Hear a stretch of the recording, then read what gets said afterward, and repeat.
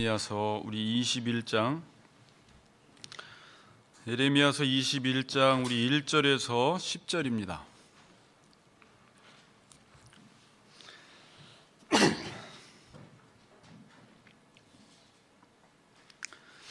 (21장) 1절부터 10절까지 우리 한 절씩 큰 소리로 교독합시다. 여호와께로부터 에레미야의 말씀이 임하니라. 시드기야 왕이 말기야의 아들 바술과 제사장 마아세야의 아들 스바냐를 에레미야에게 보내니라.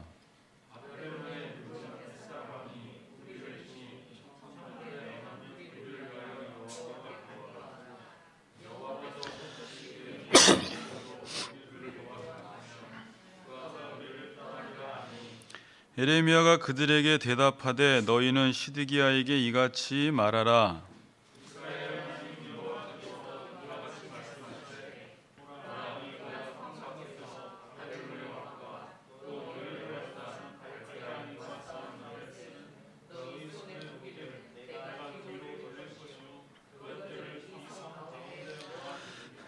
내가 든 손과 강한 팔 곧 진노와 분노와 대노로 친히 너희를 칠 것이며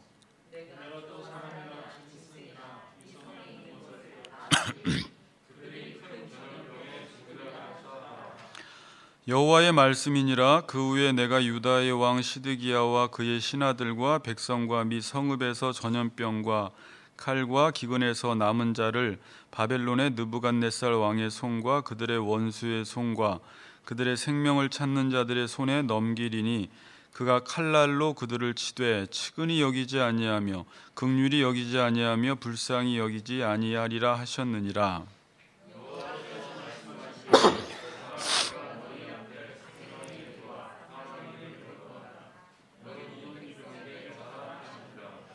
이 성읍에 사는 자는 칼과 기근과 전염병에 죽으려니와 너희를 애워싼 갈대아인에게 나가서 항복하는 자는 살 것이나 그의 목숨은 전리품같이 되리라.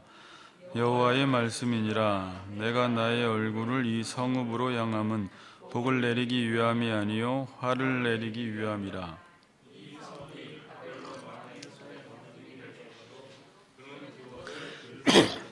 아멘. 네, 지금 방송 장비가 좋아지려고 이제 지금 준비 중에 있습니다. 여러분들이 기도 많이 해주셔서 예배가 원활히 드려질 수 있도록 위해서 기도해 주시고, 뒤에서 우리 수고하는 우리 형규 집사님과 우리 서원 형제를 위해서도 방송 일 하면서도 예배를 잘 드릴 수 있도록 기도해 주시기 바랍니다. 자, 오늘 제목은 생명의 길과 사망의 길입니다. 같이 인사합시다. 생명의 길로 갑시다. 이렇게. 네, 인사가 큰일 날 뻔했습니다. 예, 생명의 길로 갑시다.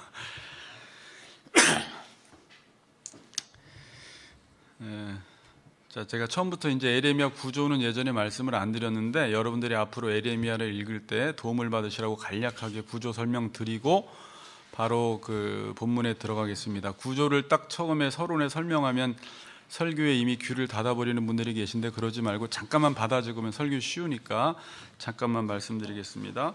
자, 에레미야 1장은 하나님이 에레미야를 부르시는 장입니다. 그리고 지금까지 살펴보았던 2장부터 20장까지는 지금 유다 백성들의 상황과 에레미야의 탄식, 지금까지 이걸 살펴보았습니다. 그들의 상황이 어떠한지, 그리고 우리가 에레미야의 탄식을 7번에 걸쳐서 살펴보았습니다. 그리고 오늘부터 살펴보는 21장부터 29장, 근데 계속 에레미야 다 안 할 겁니다. 자, 근데 오늘부터 살펴보는 21장에서 29장은 지금 지도자들, 특별히 이제 왕과 선지자의 타락상, 이들을 향한 메시지를 줍니다. 타락한 그들에게 메시지를 주고 특별히 이제 심판의 메시지를 전합니다.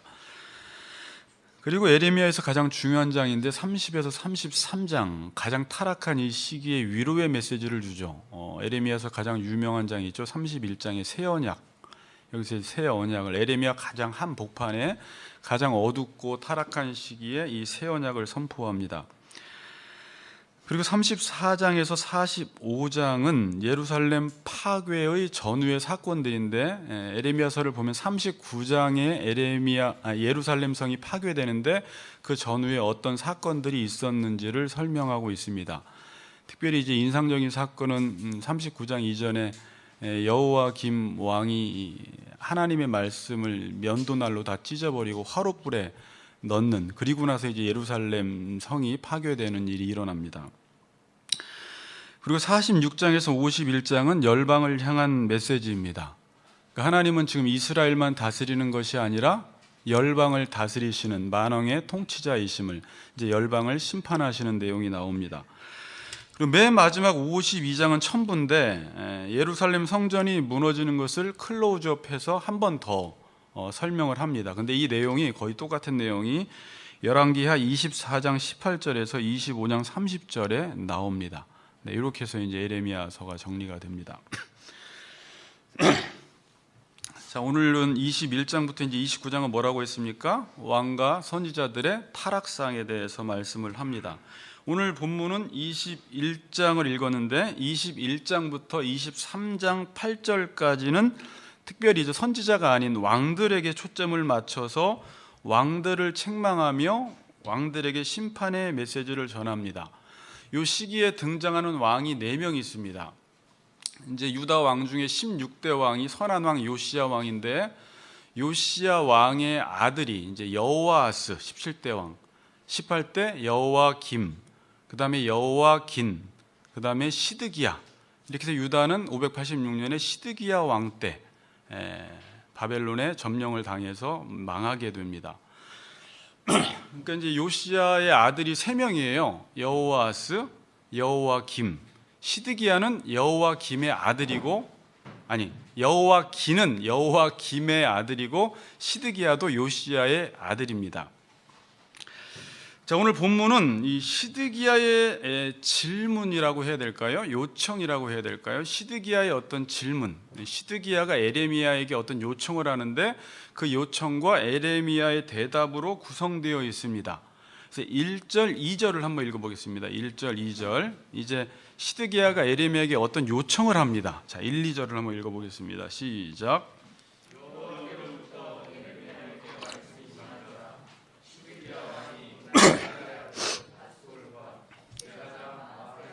스바냐를 에레미야에게 보내니라. 바벨론의 느부갓네살 왕이 우리를 치니 청컨대 너는 우리를 위하여 여호와께 간구하라. 여호와께서 혹시 그의 모든 기적으로 우리를 도와 행하시면 그가 우리를 떠나리라 하니. 자, 말기야의 아들 바술과, 이제 바술이 동명이인인데 20장에서 에레미야를 핍박하던 바술은 아닙니다. 이 바술과 제사장 마아세야의 아들 스바냐를 에레미야에게 보내서 질문을 하는데, 요청을 하는데 그 요청하는 내용이 2절입니다. 한번 제가 읽어드릴게요. 자세히 보세요. 바벨론의 느부갓네살 왕이 이제 우리를 치니 청컨대 너는 우리를 위하여, 너가 에레미야죠, 우리를 위하여 여호와께 간구하라. 여호와께서 혹시 그의 모든 기적으로 우리를 도와 행하시면 그가 우리를 떠나리라 하니. 그러니까 지금 바벨론이 우리를 치니까 너는 우리를 위해서 여호와께 간구하라는 거예요. 기도하라는 거예요. 그러면 여호와께서 기적으로 우리를 도와 행하시면 바벨론이 떠나갈 수 있다는 것입니다. 이에 대한 대답이 이제 3절에서 7절인데 에레미야가 대답을 어떻게 합니까? 기도해 보겠습니다. 하나님이 바벨론을 쳐주실 것입니다가 아니라 바벨론을 통해서 너희들을 하나님이 칠 것이다라고 이야기를 합니다. 그래서 여러분들이 이제 동그라미 칠 건 오늘 칠 것이라는 말이 중요한데 5절에 보면 내가 든 손과 강한 팔 곧 진노와 분노와 대노로 친히 너희를 칠 것이며, 6절에 또 내가 또 사람이나 짐승이나 이 성에 있는 것을 다 치리니라고 말합니다. 자, 2절에서 시드기야가 하는 기도, 이 요청을 자세히 보면 지금 이 시대의 영적 상태가 어떤지, 이 시드기야가 하나님을 어떻게 이해하고 있는지, 시드기야의 믿음이 어떤지가 이 질문에서 그대로 다 드러납니다. 제가 이제 이걸 설명해 드릴게요. 여러분, 제가 저희 아내에게 질문을 한다고 해봅시다. 여보가 지금 하고 있는 그 연주는 지금 저 악기는 기타야? 라고 물어보면 여러분들이 저를 어떻게 보겠어요? 저 사람은 음악에 대해서 악기에 대해서 잘 모르는구나라는 것을 알 수가 있어요. 모를 수도 있어요. 그리고 실제 그렇게 물어보는 사람들도 가끔 있습니다. 어떤 성도가 목사님, 하나님을 믿으면 내가 원하는 소원을 다 이루어 주나요? 라는 그 질문 속에 이 성도가 하나님을 아직 잘 모르는구나, 예수를 믿는 게 무엇인지 잘 모르는구나 라는 게 그 질문 가운데 그대로 드러나듯이, 오늘 지금 시드기야가 에레미야에게 하는 이 요청, 2절 말씀을 통해서 제가 아까 말씀드렸듯이 시드기야가 하나님을 어떻게 이해하고 있는지, 그 시대 유다 백성들의 영적인 상태가 어떠한지, 그들의 믿음이 어떠한지가 이 질문을 통해서 그대로 드러나고 있습니다. 자, 지금까지, 그러니까 1장부터 에레미야가 부르심을 받아서 20장까지 에레미야가 전한 메시지가 뭐예요? 이제 우리가 요거를 다 살펴보았습니다. 그러니까 쉽게 이야기하면 오늘 이 21장 8절에서 정리가 되는데, 지금까지는 너희들이 사망의 길을 갔다는 것입니다. 사망의 길. 그러니까 가던 사망의 길에서 돌이켜서 생명의 길로 가라는 거였어요. 그러니까 그들은 지금까지 어떤 길을 갔어요? 사망의 길을 갔어요. 그래서 에레미야 1장부터 끓는 가마 환상을 보여주셔서 북방에서부터 이제 바벨론이 침공할 것임을 알려주었습니다. 그들이 어떻게 살았는지는 우리가 지금 돌아오라라는 메시지에서 많이 살펴보았어요. 그들은 하나님의 백성인데 어떻게 살았냐면, 제가 몇 가지로 정리하니까 바알을 섬겼어요. 음란했어요. 성경에 행음했다라고 나와 있습니다. 악행을 저질렀습니다. 거짓을 행했습니다. 무죄한 자의 피를 흘렸습니다. 반역했습니다. 하나님의 법을 알지 못했습니다. 또 하나님의 말씀을 가볍게 여겼습니다. 또 그들은 하나님이 말씀하시면, 에레미야가 설교하면 하나님의 말씀을 쳤습니다. 이렇게 살았기 때문에 너희들은 하나님의 말씀을 듣지 않아서 지금 바벨론을 통해서 너희들을 치겠다, 재앙을 내리겠다, 심판하겠다, 하나님이 진노하시겠다라고 지금 말씀하시는 것입니다. 그런데 이제서야 시드기야 왕이 에레미야에게 요청하는 것이 무엇이냐면, 너는 기도해서 하나님께서 기적으로 우리를 도와서 바벨론이 좀 떠나가게 해달라는 거예요.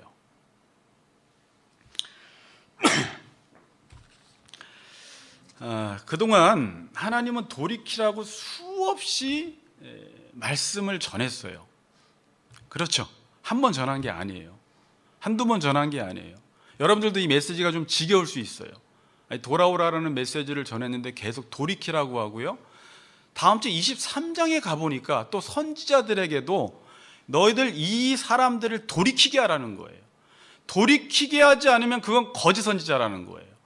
참 선지자는 이들을 사망의 길에 가고 있던 이들을 생명의 길로 돌이켜야지만이 선지자 역할을 제대로 감당한다라고 말합니다. 에레미야는 끊임없이 에레미야서는 돌이켜라, 돌아오라라는 메시지예요. 근데 이들은 어떻게 반응을 했어요? 그 수많은 말씀을 듣고, 우리 지난 시간에 생각해 보세요. 헛됩니다. 나 하나님 말씀 실망스럽습니다. 말씀 들어보니까 절망스럽습니다. 나는 그냥 내 계획대로 살겠습니다 라고 고집을 피웠어요.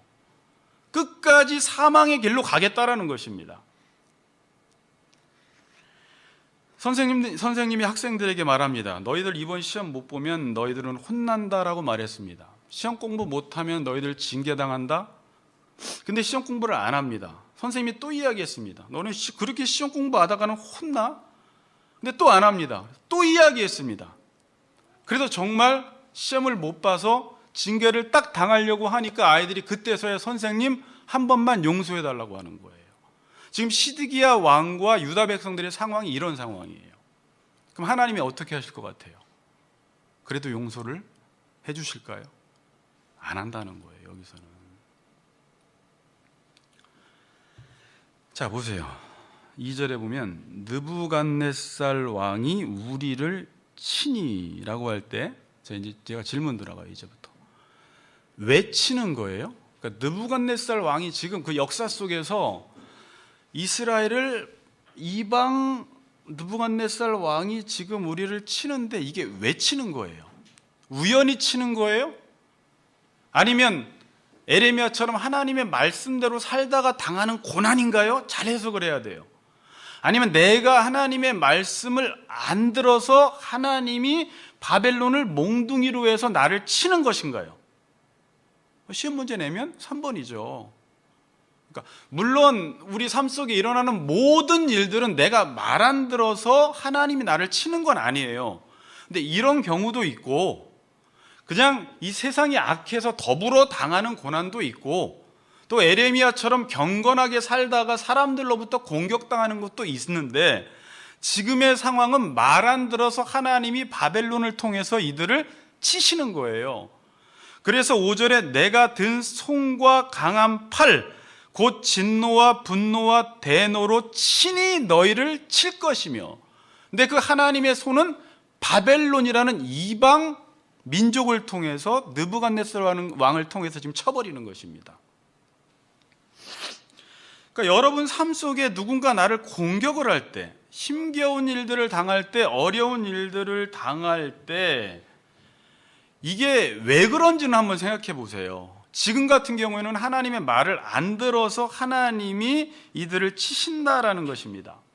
자, 지난 시간에 에레미야 18장 11절 토기장이의 비유에서 말씀을 드렸는데, 11절에 재앙을 내리며 계책을 세워 너희를 치려 하노니, 이런 말씀이 있었어요. 하나님이 너희들이 말씀으로 돌이키지 않으면 하나님이 너희를 치신다라고 했는데, 이들이 어떻게 했습니까? 18장 18절에 보면, 야, 우리가 에레미야를 치자, 우리가 혀로 그를 치고 그 어떤 말에도 주의하지 말자라고 합니다. 그러니까 하나님이 말씀하실 때 그 말씀을 쳐버리는 거예요. 에레미야의 말을 공격해버리는 거예요. 그래서 하나님이 더 이상 보다 못해서 이제 그들을 완전히 치기로 결심하시는 것입니다. 아까 5절, 6절이 그 내용이에요. 오늘 본문 5절, 6절이. 내가 너희를 치겠다. 여러분, 원래 하나님은 하나님의 백성들을 치는 하나님은 아닙니다. 우리는 구약 성경을 보면서 오해를 해요. 하나님은 피를 좋아하시고 전쟁을 좋아하시고 싸우는 걸 좋아하시고 무자비하시고 자비가 없는 것처럼 보여요. 그러니까 원래 하나님은 하나님의 백성들을 막 치시는 분이 아니에요. 폭군이 아니세요. 원래 하나님은 하나님의 백성들을 보호하시고 인도하시고 가나안 땅으로 인도하시고 복주기를 원하시는 분이라, 이 하나님의 백성들을 거꾸로 이방 민족들이 칠 때 하나님이 그 이방 민족을 쳐버리는 분이세요. 그 치다라는 라함이라는 동사, 주로 하나님이 자기 민족을 치는 이방 민족을 하나님이 쳐주신다라고 할 때 치다, 라함이라는 동사를 썼는데, 지금은 이 치는 것을 하나님이 자기 백성을 친다라고 하시면서 이때 라함이라는 동사를 쓰고 있어요.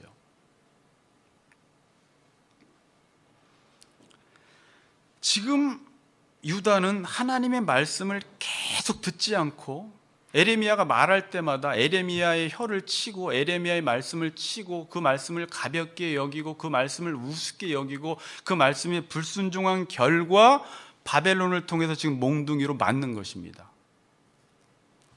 근데 지금 시드기야가 기도합니다. 여호와께 간구하면 하나님께서 기적으로 우리를 도와서 우리를 떠나지 않겠냐라는 거예요, 바벨론이. 자, 여기서 간구하다라는 말은 이 뜻이에요. 하나님의 뜻을 찾고 그의 도움을 요청하는 것입니다. 그 다음에 모든 기적으로 우리를 도와라고 할 때, 여기서 기적이라는 말은요, 이 단어는 보통 하나님이 이스라엘을 향해서 행하신 하나님의 구원 행동이에요. 그러니까 이스라엘 백성들이 애굽에서 출애굽할 때 하나님이 기적적으로 그들을 출애굽시켰을 때 썼던 기적이라는 단어예요. 근데 지금 시드기야는 똑같은, 겉으로 보면은 맞는 말이에요. 여러분이 어려움을 당할 때 이 겉으로 하는 기도만 보면 틀린 내용이 전혀 없어요. 하나님께 기도하면 하나님이 기적을 베푸셔서 우리를 도와주신다. 그러면 바벨론은 떠나간다. 문장만 보면 맞는 말입니다. 근데 이 문장이 지금 시드기야에게, 유다 백성들에게 적용이 됩니까? 안 됩니까?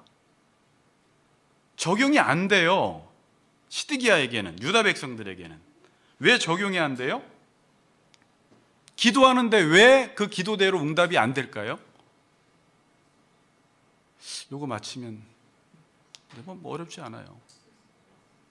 그러니까 불순종해서, 그러니까 하나님의 말씀을 듣지 않았기 때문에 그래요. 자, 여러분 이거 잘 생각해 보세요. 그럼 하나님의 말씀을 들어야지만이 나에게 응답하시는가? 우린 이런 생각을 하는데, 잘 보세요. 하나님의 말씀을 듣지 않으면 그 말씀은 나에게 적용이 안 되는 거예요. 이렇게 생각을 하셔야 돼요.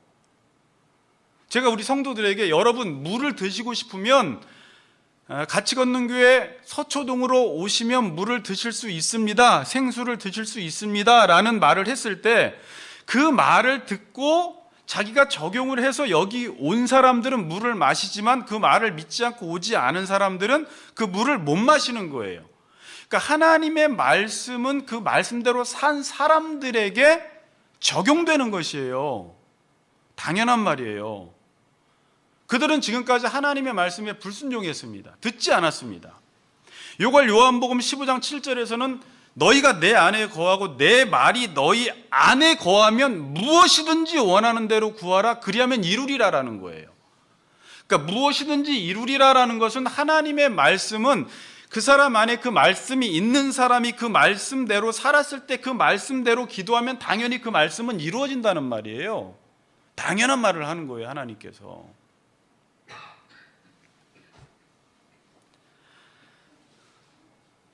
하나님이 약속한 말씀은 순종하는 자의 것이지 그냥 기도하는 자의 것이 아닙니다. 자, 그러니까 잘 들으셔야 돼요.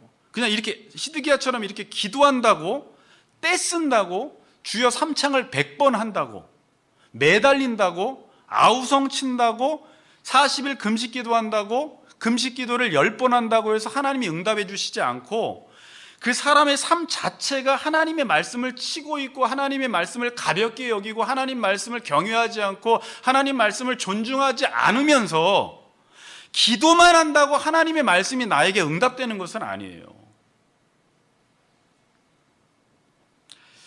아마도 여러분, 아마도 이 시드기야 왕이 이렇게 악하지만 이렇게 기도하면 하나님이 우리를 도와주신다라는 것을 알고 있었던 것은 그 안에 종교적인 형식은 남아 있었던 거예요. 지금도 그리스도인들 중에 하나님 말씀대로 살지 않으면서도 어떤 어려움이 당하면, 여보 한번 하나님께 기도 한번 해봐, 남편 지금 뭐해, 기도 한번 해봐, 이렇게 말을 해요. 시드기야나 유다 백성들도 그냥 그 시대의 하나님의 백성들이었기 때문에, 또 얼마 전에 요시야 왕이라는 훌륭한 왕이 있었고, 그 전에 므낫세 전에 또 히스기야 왕도 있었고 왕들이 있었기 때문에 어떻게 하나님이 그 나라 가운데 역사하셨는지를 다 보고 배웠어요. 그렇죠. 그럼 옛날에 히스기야 왕 어땠어요? 아수르 군대가 18만 5천 명이 쳐들어올 때, 그때 이사야가 기도했어요. 히스기야가 기도했어요.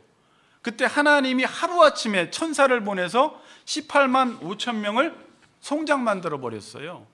그러니까 혹시라도 그 내용이 떠올라서, 나도 혹시 바벨론이 침공할 때 기도하면 하나님께서 기적을 베풀어서 우리를 도와 바벨론이 떠나가지 않을까라는 기대를 했던 거예요.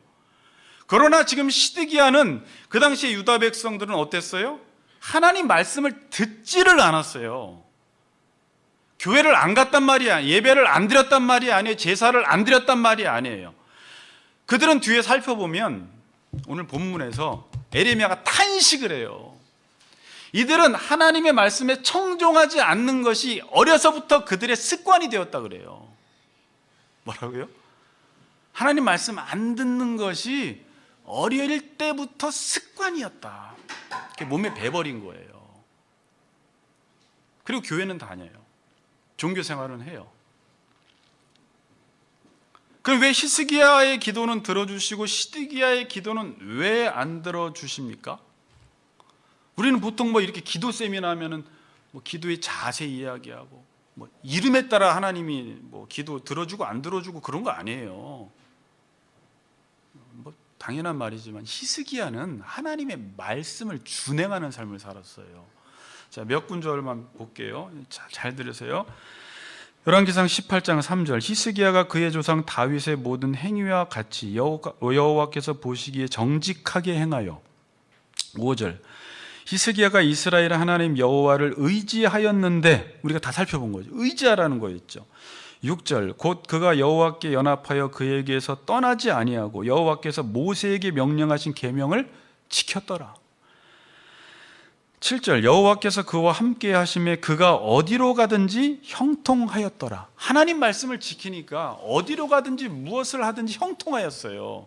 그리고 그 위기 상황 속에 아수르 18만 5천 명이 쳐들어올 때 히스기야가 기도할 때 하나님이 그 기도를 들어주신 거예요. 지금 시드기야는 말씀에 불순종하면서 하나님 말씀을 준행하지 않으면서 기도만 하면 하나님이 들어줄 것이라고 생각을 했던 거예요.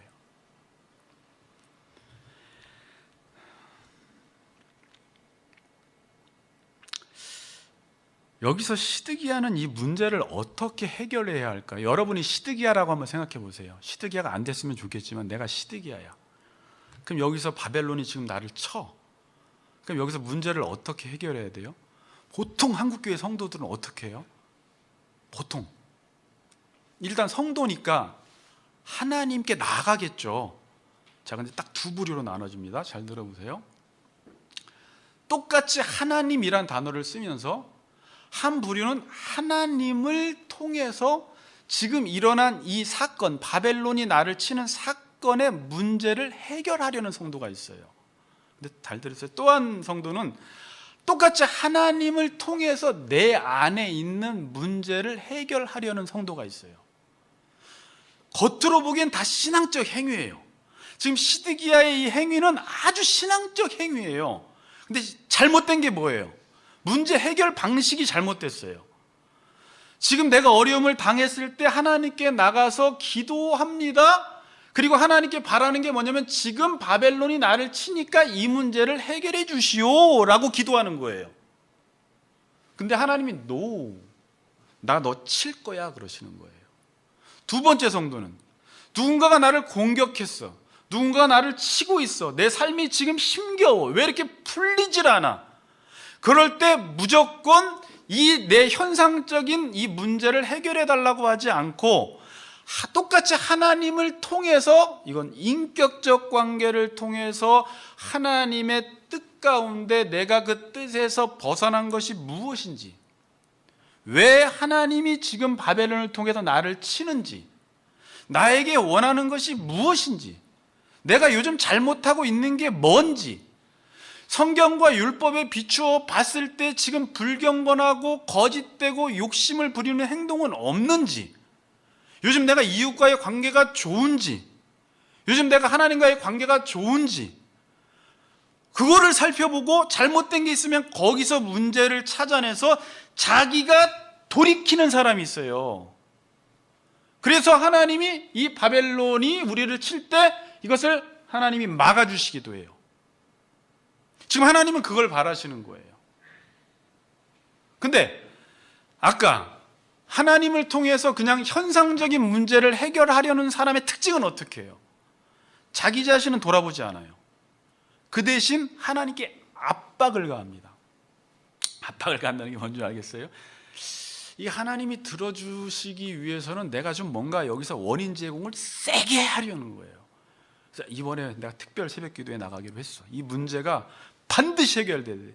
지금 저 사람이 나를 공격하는데 하나님 저 문제 해결해 주기 위해서 내가 이번에 헌금까지 드리면서 특별 새벽 기도회 할 거야 라고 해서 자기의 힘으로 안 되면 누구 모셔요? 목사 모셔. 근데 우리 담임 목사는 좀 영빨이 약한 것 같으면 저 큰 교회 목사가 기도하면 하나님까지 마음을 바꾸실 것 같은 목사를 2명, 3명 만나서 기도 부탁을 합니다. 그럼 그들이 기도를 해주면 하나님이 마음을 바꿀까요? 천만의 말씀. 안 바꿔요. 돈만 많이 들어가. 그 목사한테 돈 주지 마세요. 안 바꿔줘요. 그러니까 이런 상황 속에서 자꾸 우리들은 하나님이 좀 돌이키길 원하시는 거예요. 내가 좀 뭘 많이 할 테니까 하나님 좋아하는 걸 많이 할 테니까, 종교생활 많이 할 테니까 하나님이 돌이켜달라는 거예요. 계속. 지금 유다 백성들의 상황이 그래요. 자기는 안 돌이켜. 근데 지금 하나님이 원하시는 건 뭐예요? 너네가 돌이키라는 거예요. 너네가. 교회가 돌이키고, 너 가정이 돌이키고, 네 아내가 돌이키고, 개인이 돌이켜야 되는데, 나는 돌이킬 생각은 안 하고 내가 하나님께 어떤 종교적 행위를 통해서 하나님의 마음을 바꾸어 보기 위해서 계속해서 힘을 주는 신앙생활을 한단 말이에요. 그리고 하나님이 안 들어주면 뭐 하나님 왜 그런지 모르겠다, 하나님은 뭐 짜다, 하나님 기도응답 안 한다 이러고 실망하고 하나님 떠나요. 거기에는 인격적 교제가 없습니다. 여러분, 성도들을 볼 때 이 사람은 계속해서 하나님의 말씀 앞에서 인격적 교제를 하는지, 아니면 그냥 하나님을 통해서 문제 해결만 하려고 하는지를 잘 생각해 보세요. 하나님을 통해서 계속 인격적 교제를 하는 사람은 문제가 터졌을 때 항상 자기를 돌아봐요. 남편과 아내와 목사와 성도를 돌아보기 전에 나부터 돌아봐요. 그래서 내가 바뀌어요. 근데 이 작업을 안 하니까 성도들이 교회를 오래 다녀도 안 바뀌는 거예요. 지금 성도들은, 교회들은 돌이켜야 합니다. 돌이켜야 돼요. 지금 메시지는 우리에게 주는 메시지예요. 하나님이 우리에게 뭘 해주시기를 바라기 이전에, 자, 개인적으로 내가 돌이켜야 될 게 무엇인가, 지금 말씀에서 멀어져 있는 게 뭔가, 안 하고 있는 게 무엇인가, 우리 가정과 교회가 지금 하나님의 율법의 기준으로 봤을 때 안 되고 있는 게 무엇인가를 체크해 봐야 되는 거예요. 이 코로나 기간 동안에도 마찬가지예요. 이 코로나 기간 동안에 하나님께서 그냥 기적을 베풀어 주셔서 무조건 회복시켜 달라고 기도하지 말고, 이 기간 동안에 한국 교회에게 하나님이 원하시는 게 뭐고, 같이 걷는 교회에게 원하시는 게 뭐고, 우리 성도들이 어떻게 행하시기를 원하시는지를 찾아서 그분이 원하시는 그 뜻을 향하여 방향을 맞추면 나를 치던 적군들이 사라지기 시작해요. 근데 그거 안 하면 적군들은 점점 늘어나요. 자, 22장을 보세요. 집에 가서 22장을 보시는데, 22장에 보면 지금 유다가 어떻게 행하고 있는지, 유다 왕들이 어떻게 행하는지를 말씀하는데, 3절부터 봅시다. 정의와 공의를 행하며 탈취당한 자를 압박하는 자의 손에서 건지고, 이방인과 고아와 과부를 압제하거나 학대하지 말며, 이곳에서 무지한 피를 흘리지 말라. 너희가 참으로 이 말을 준행하면 다윗의 왕위를 앉을 왕들과 신하들과 백성이 병거와 말을 타고 이 집 문으로 들어오게 되리라. 그렇게 공의와 정의를 행하면 다윗의 왕위를 계속 너희들에게 허락하겠다라는 거예요. 그러니까 이들은 지금 하나님의 백성이라고 하면서 이렇게 공의와 정의를 행하지 않았어요. 탈취당한 자를 압박하는 자의 손에서 건지지 않았어요. 이방인과 고아와 과부를 압제하고 학대했습니다. 무지한 자의 피를 많이 흘렸습니다. 지난번에 설교했던 대로 내 삶의 방식 자체가 다른 사람들에게 피해를 주는 삶을 살아간 거예요. 내 삶의 방식 자체가, 자기는 몰라요. 그렇게 행해서 어떤 사람들이 지금 피를 흘리고 있고 손해를 보고 있고 억울해하고 있는데 그거를 그냥 못 본 척하는 거예요. 나만 배부르면 되는 거예요. 이들이, 그러니까 이 말은 어디 가서 막 칼을 휘둘렀다는 말이 아니에요. 내 배만을, 내 욕망을 위해서 살아가면 옆 사람들이 피해를 입게 돼 있거든요. 가난한 자들이 힘들어하고 지금 그렇게 살았다라는 거예요. 그리고 시드기야 왕 때, 또 그 전부터 20장 보면 여호아스, 여호와김, 여호와긴이 어떻게 행했는지에 대해서 말씀하고 있어요. 근데 여호와김의 이야기가 재밌어요. 여호와김 이야기만 잠깐 볼게요. 13절 봅니다. 22장 13절 같이 한번 읽어봅시다. 13절 14절까지 13, 14절 시작.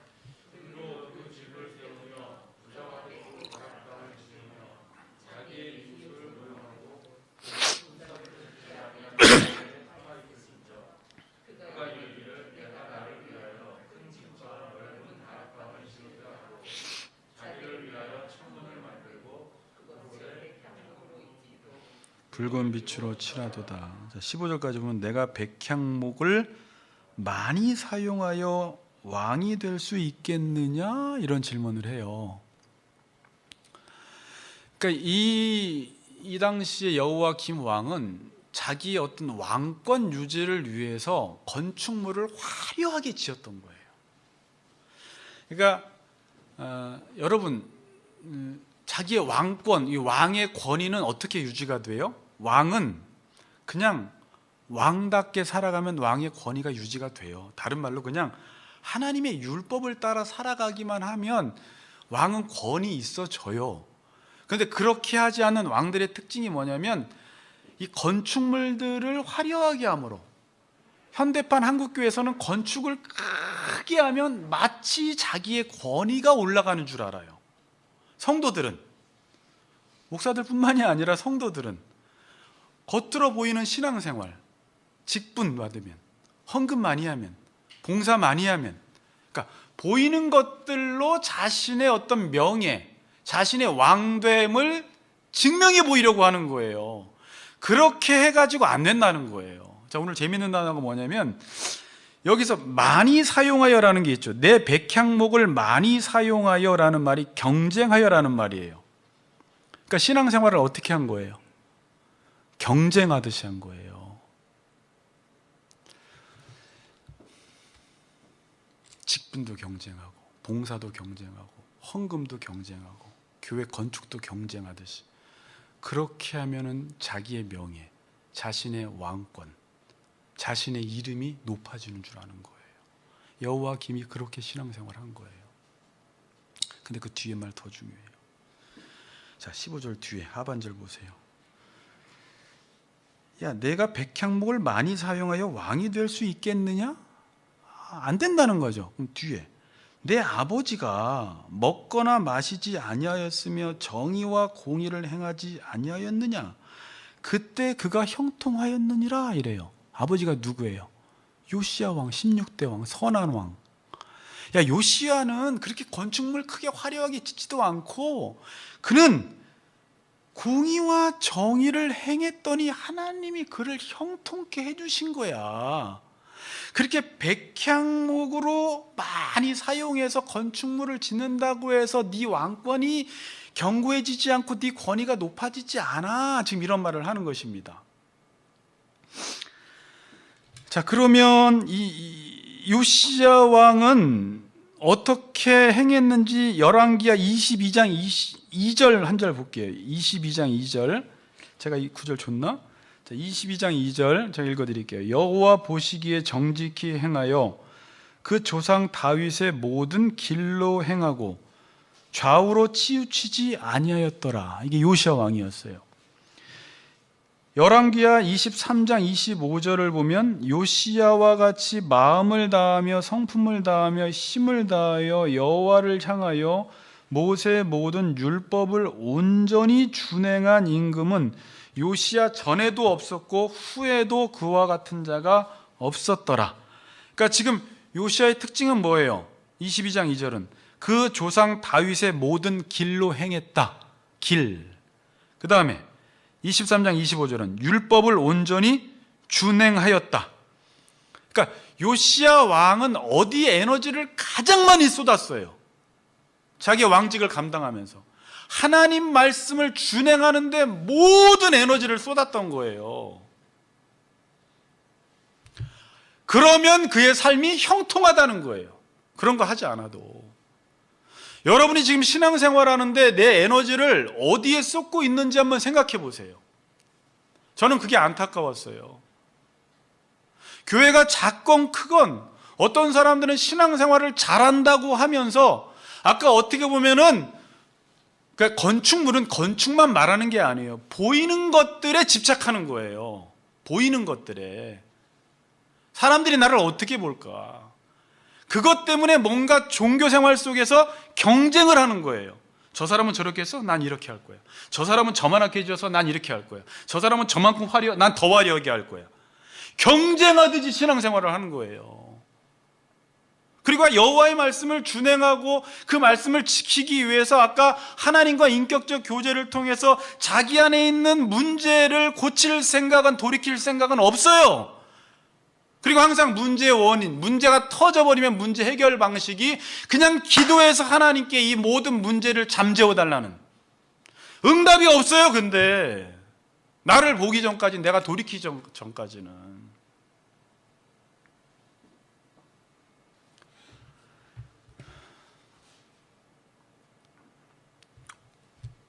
16절 보세요. 요시야 왕은 그는 가난한 자와 궁핍한 자를 뭐하고? 변호하고 형통하였나니 이것이 나를 알미 아니냐. 이 말이 아주 중요해요.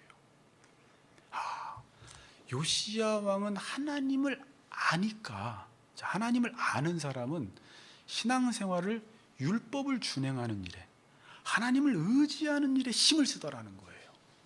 근데 하나님을 모르는 사람들은 신앙생활을 어떻게 하나 보니까 여호와 김처럼, 시드기야처럼 행하더라는 거예요.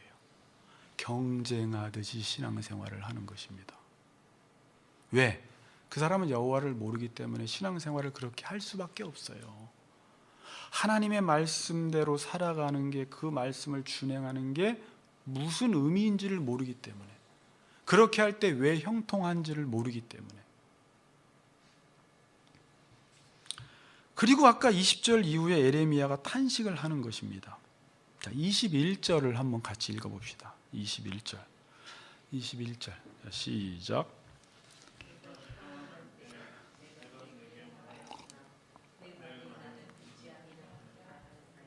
내가 어려서부터 내 목소리를 청종하지 아니함이 내 습관이라. 근데 이 말씀이 참 슬프더라고요. 야, 네가 어려서부터 내 목소리를 청종하지 아니함이 내 습관이라. 그러니까 그 전에 하나님은 그래요. 내가 평안할 때 나는 늘 너에게 말했다는 거예요. 너의 가정 속에, 교회 속에 아무런 일이 없을 때, 평안할 때 나는 늘 너에게 말씀을 주었다. 그런데 너는 내 말을 듣지 않았다. 너무 내 삶이 잘 풀리니까, 아무 일이 없으니까, 지금 형통하니까 교회 가서도 말씀을 들어도 그걸 내 말씀으로 듣질 않아요. 지금 내 삶에 문제가 없기 때문에. 내가 어려서부터 내 목소리를 청종하지 아니함이 내 습관이라. 이 습관이라는 단어가 다르케크예요.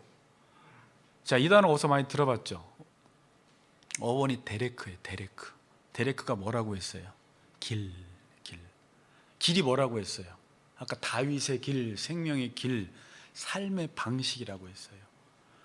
너는 어렸을 때부터 여호와의 말씀을 청종하지 않고 그의 말씀을 치고 그의 말씀을 가볍게 여기고 불순종하는 것이 그의 그냥 삶의 길이 돼버린 거예요. 그러니까 교회를 안 가고 하나님 말씀을 안 듣고 하나님 말씀을 들어도 명심하지 않고 그의 말씀을 순종하지 않는 게 그 사람에게는 당연한 것이 돼버린 거예요. 그리고 왜 내 삶이 이렇게 형통하지 않냐라고 이야기합니다. 교회 갔는데, 직분 받았는데, 내가 할 거 다 했는데 나의 삶은 왜 형통하지 않냐라고 하면서 종교 생활을 하는 그리스도인들이 역시 삶의 방식은 세상 방식대로 돌이켜버립니다. 그렇게 해봤자 예수를 믿으면서 얻는 유익이 없다라고 하면서 불순종하는 게 습관이 돼버렸어요. 여러분 어때요? 여러분들 이렇게 모임하다가 누가 순종을 너무 잘하면 좀 어색해 보이죠? 너 왜 그래? 뭐 잘못 먹었어? 뭐 한사모 그 생각은 안 들어요? 우리 그렇죠? 아예 한사모가 그렇다는 말이 아니라, 그래서 오히려 요즘은 이렇게 순종하는 사람이 어색해요. 말씀을 곧이곧대로 들고 그 말씀대로 그대로 행하려고 노력하면 이 사람이 이상해지는 사람이 돼버려요. 그리고 불순종하는 사람이 정상처럼 보여요. 너 이렇게 하나님 말씀 듣고 그렇게 노력하냐? 또 이상하다. 그런 사람들이 요즘 시귀해진 거예요. 그런데 그렇게 순종하는 것만 몸에 배면 그의 삶은 형통하게 되어 있어요. 형통하게 되어 있어요. 저는 이 말씀을 예전에는 뭐 하나님 말씀 들으면 복을 받고 듣지 않으면 저주를 받는다 막 이 말이 그냥 뭐 지식적으로 이렇게 와닿다가 아무리 성경을 계속 봐도 이 말밖에 안 해요. 그냥 하나님의 말씀을 준행하고 순종하면 그의 개인과 가정과 가문은 하나님이 주시는 복으로 형통할 수밖에 없다는 거예요. 순종하면. 근데 우리의 몸이 어려서부터 불순종하는 게 몸에 배서 지금도 그게 안 되니까 늦었더라도 나이 들어서라도 순종하는 것을 몸에 뵐 때까지 여러분들이 훈련해야 돼요. 좀 너무할 정도로.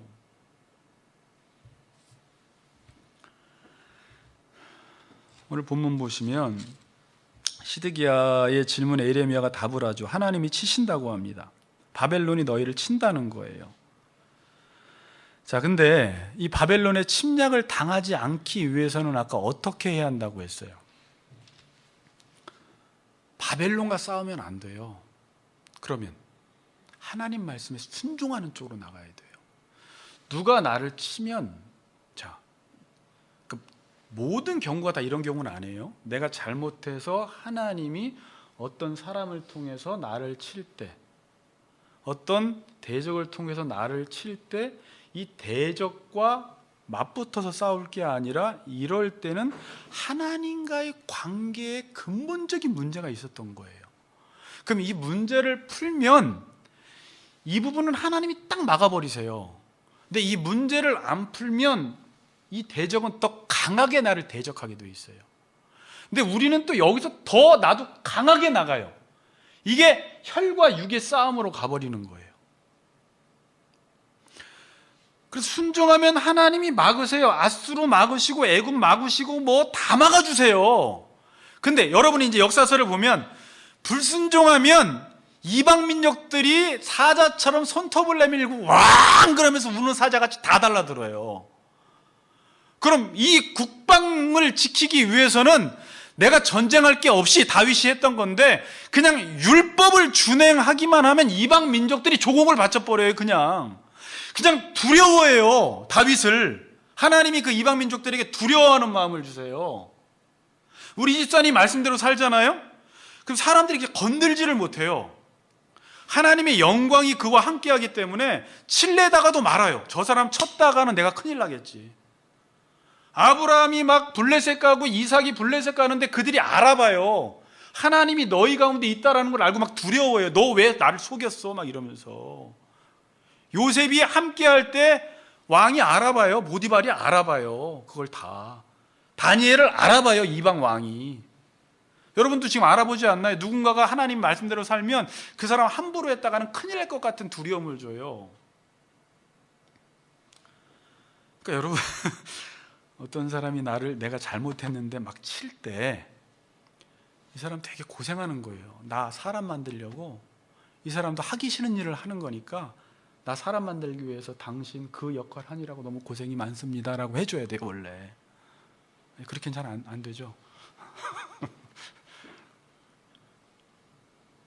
근데 내가 하나님과의 관계가 좋아지잖아요. 주변 사람들이 다 천사로 변해요. 내 관계가 안 좋으면 대적하기 시작해요. 그때 그렇게 생각하세요. 하나님이 나를 훈련시키려고 하는구나. 하나님이 나 깨달으라고 하는구나. 그리고 대적을 10명 붙여주면 더 깨달아야 되는데 10명 대적 칠 생각하면 안 돼요. 그땐 정말 기도하고 말씀 들여다보고 내 안에 문제가 뭔지를 들여다봐야 돼요. 그 문제가 해결됩니다. 그래서 샬롬이 오는 거예요. 하나님 나라는 하나님의 통치를 받을 때 이방 민족들이 건들질 못해서 안식과 샬롬이 찾아오는데 여러분 가정 가운데 교회 가운데 그 샬롬이 찾아와요.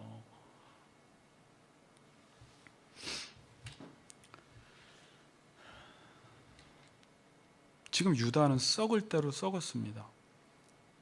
하나님이 지금 이스라엘을 치신다는 것은 이제 눈뜨고는 도저히 볼 수 없는 상황이기 때문에 하나님이 그들을 손대시는 거예요. 그냥 손대시는 게 아니에요. 자, 지금 마침 또 지금이 그러한 시대고 지금 그리스도인들이 혐오스럽다고 하잖아요. 그러니까 그리스도인들이 하나님 말씀대로 살 때는요, 향기 나는 삶을 살게 돼요. 다른 사람에게 좋은 영향을 미치게 돼 있어요. 그런데 그리스도인들이 하나님 말씀을 떠나잖아요. 하나님 형상이 깨지면서 마귀의 형상이 살아나기 시작해요, 인간 안에. 그래서 개보다 악해지는데 가는 곳마다 손을 대는 것마다 더럽혀요. 그 사람이 누구를 만나면 그 만나는 사람을 더럽혀버려요. 그 사람이 교회를 가면 교회를 더럽혀요. 결혼을 하면 배우자를 되게 힘들게 해요. 자식을 낳으면 자식을 괴롭혀요. 그 사람은요, 하나님을 섬기면 하나님도 괴롭게 해버려요, 여러분. 어떤 사람이 예수를 믿는데 하나님 말씀을 떠나면 아주 쓰레기 같은 악취가 나게 돼 있어요. 그게 지금 성경에서 말하는 거예요. 이 지금 유다 백성들은요, 삶 자체가 악취나는 삶이에요. 하나님이 여기서 더 이상은 보고 있을 수가 없는 거예요. 제가 이 6절을 보면서 내가 또 사람이나 짐승이나 이 성에 있는 것을 다 치리니 그들이 큰 전염병에 죽으리라 하셨다 하라. 야, 또 전염병 이야기가 나오네. 그래서 이 전염병은, 지금 우리가 겪는 전염병은 도대체 무엇일까? 혹시 이런 전염병은 아닐까? 혹시 세계적으로 이렇게 지금 사람이 죽어가고 있고 짐승까지도 바이러스 걸리고 통제가 안 되는 이런 상황 속에서 혹시 하나님이 지금 그리스도인들이 하나님의 말씀을 따라 살아가지 못할 때 혹시 하나님이 지금 본보기로 손을 대시는 것이 아닌가? 아직까지 바벨론처럼 북한이, 중국이 쳐들어오지는 않았지만 이 외교라는 것도 대통령이 뭘 잘한다고 되는 게 아니에요. 교회가 바르게 서면, 하나님과 바른 관계에 있으면 하나님이, 외교도 하나님이 하시는 거지 인간의 힘으로 되는 게 아니에요.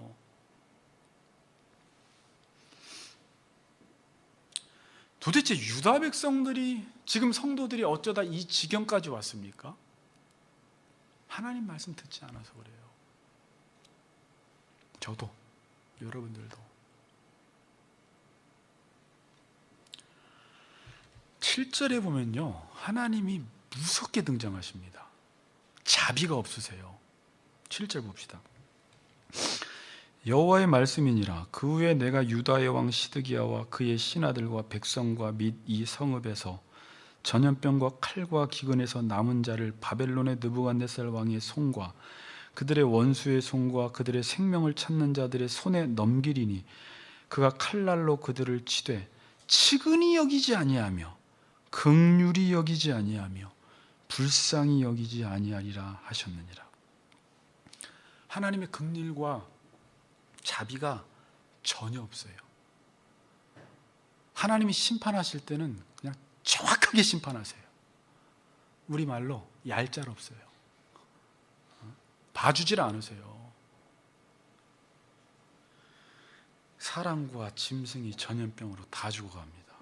하나님의 백성이, 하나님 백성의 이 생명의 길을 버리고 세상의 길을 걸어간 결과 하나님이 내리는 심판입니다. 결론을 맺겠습니다. 8절 읽습니다. 8절 시작. 생명의 길과 사망의 길을 두었노라. 너는 이 백성에게 전하라 하셨느니라. 오늘 제목이 생명의 길과 사망의 길인데, 여러분 지금 이스라엘 백성의 입장에서는 생명의 길이 뭐예요? 이스라엘 백성의 입장에서는 바벨론에게 붙들려가지 않는 거, 항복하지 않는 거예요. 어찌했든지 예루살렘 성에, 이스라엘 나라에 남아 있는 거예요. 그래서 여러분 지금 39장 이후에 보면 이들은, 백성들이 에레미야를 끌고 애굽으로 도망쳐 버려요. 하나님 말씀에 순종하지 않아요. 근데 지금 하나님이 말씀하시는 생명의 길은 뭐예요?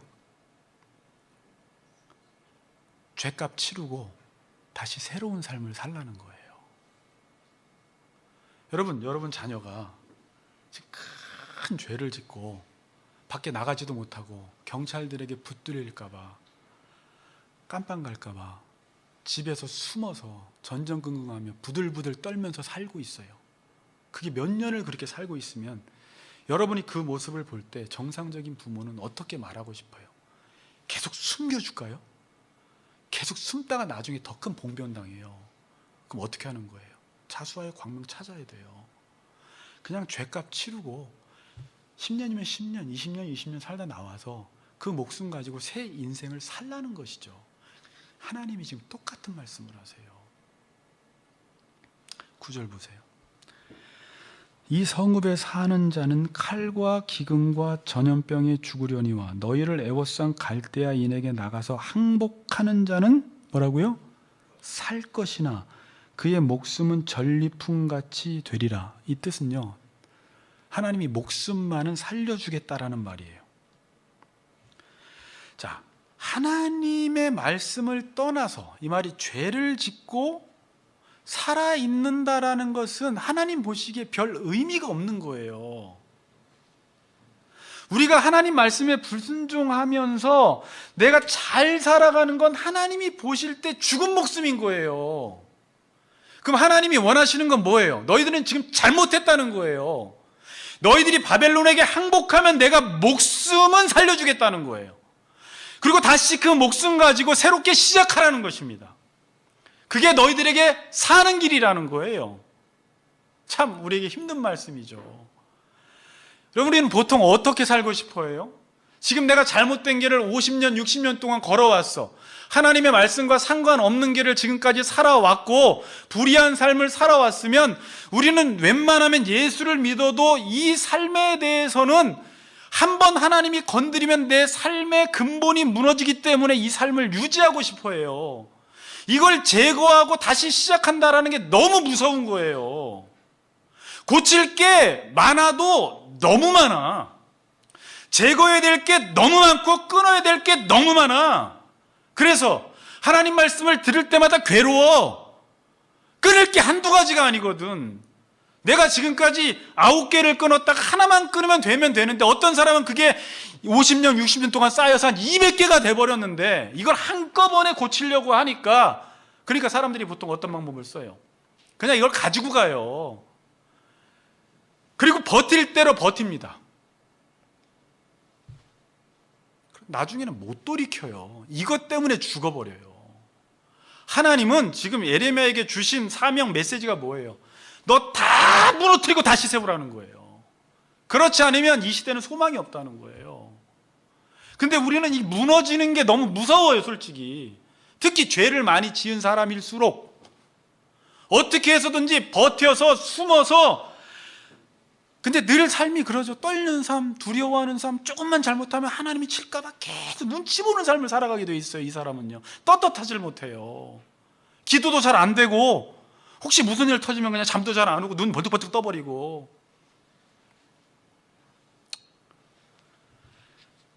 하나님이 오늘 우리에게 하시는 말씀은 생명의 길과 사망의 길을 너희 앞에 두었는데, 생명의 길로 걸어가면 형통하는데 사람들은 끊임없이 사망의 길에 머물러 있다는 거예요.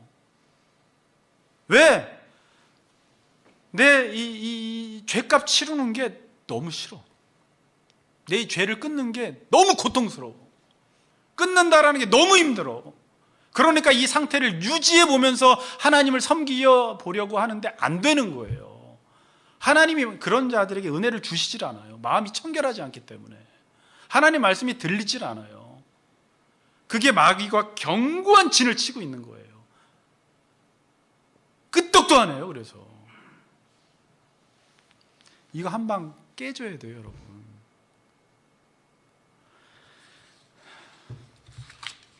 사무엘상 7장 3절 읽고 마칠게요. 미스바 회개 운동인데, 7장 3절이 사무엘이 이스라엘 온 족속에게 말하여 이르되 만일 너희가 전심으로 여호와께 돌아오려거든, 자 보세요, 전심으로 여호와께 돌아오려거든 이방 신들과 아스타롯을 너희 중에 뭐하고? 제거하고 동그라미 너희 마음을 여호와께로 향하여 동그라미 그만을 섬기라 동그라미. 자, 그리하면 너희를 블레셋 사람의 손에서 뭐 해내리라? 건져내리라. 지금 블레셋은 하나님이 심부름시키고 있어요. 하나님 말씀 듣지 않으면, 사사기 시대 이제 연장인데 그들이 악을 행했어요. 하나님 버렸어요. 그러니까 하나님이 계속 징계를 내려 이방 민족을 통해서. 그 이방 민족의 손이 그들을 압제해 버리는 거예요. 근데 이 압제는 언제 해결되느냐? 그들이 하나님께 돌아갈 때, 내 안에 있는 죄악들을 제거할 때, 바알과 아스타롯을 제거하고 마음을 여호와께로 향하고 하나님을 섬긴다라는 말은 그의 말씀을 따라 순종할 때 하나님이 블레셋 사람의 손에서 건져내는데, 그렇게 안 하면 블레셋 사람의 손은 여전히 너희를 압제한다라는 거예요.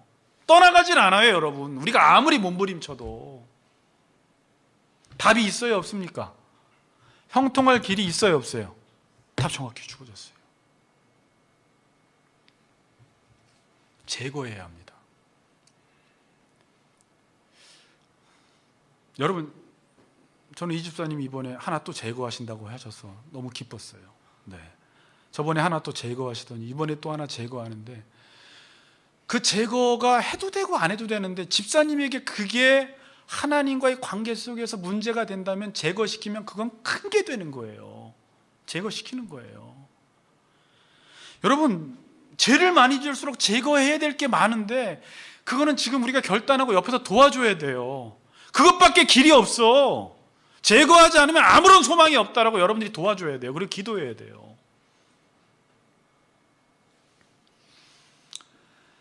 생명의 길로 가시는 우리 같이 걷는 교회 성도님들 되시기를 주의 이름으로 축복합니다.